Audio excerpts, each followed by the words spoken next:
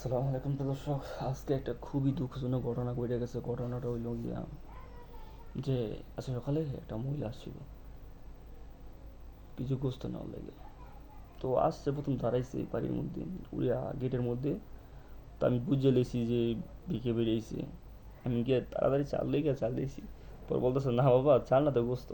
তা আমার মনে পড়ছে, আরে চাল তো আজকে না, আজকে তো গোস্তের জন্য আসে। তো পরবর্তীতে দুটি রুপে গোস্ত দিয়ে দিয়েছিলাম। আর আমরা কুরবানি দিইনি এই প্রকার।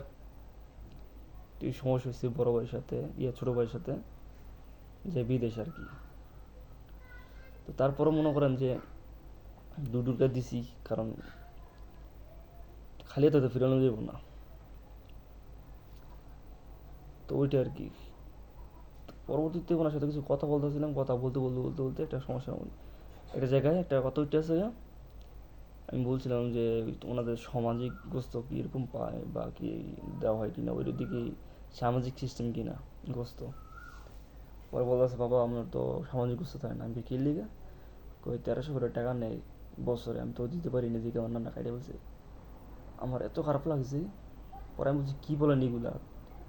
কোরবানির গোস্ত হইছে আপনাদের দিব, গরিব দুঃখীগুলোর 1 ভাগ। আপনারা যদি টাকা না দেন, যদি কাইটে দেন না, এটা তো ঠিক না।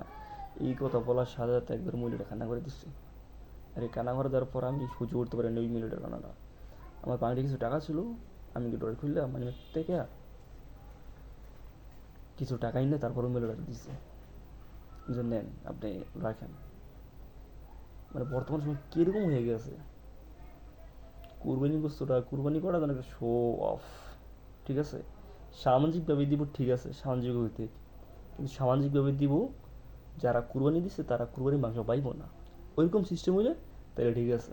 আমি এগুলো নিয়ে অনেক কথা বলছিলাম আমার গ্রামের মধ্যে, আমার সমাজের মধ্যে, কিন্তু কোনো ফায়দা হয় নাই। আপনাদের এলাকার মধ্যে কীরকম দিতেছে সামাজিক গোস্ত আপনার বলবেন। যদি এটা অন্যরকম হইতেছে তাহলে এটা নিয়ে প্রতিবাদ করবেন, কারণ এটা হচ্ছে গরিব দুঃখীদের হক। গরিব দুঃখীদের হকের মধ্যে কেন আবার যারা কুরবানি দিচ্ছে তারাও এখান থেকে অংশ পাইব, তাই না?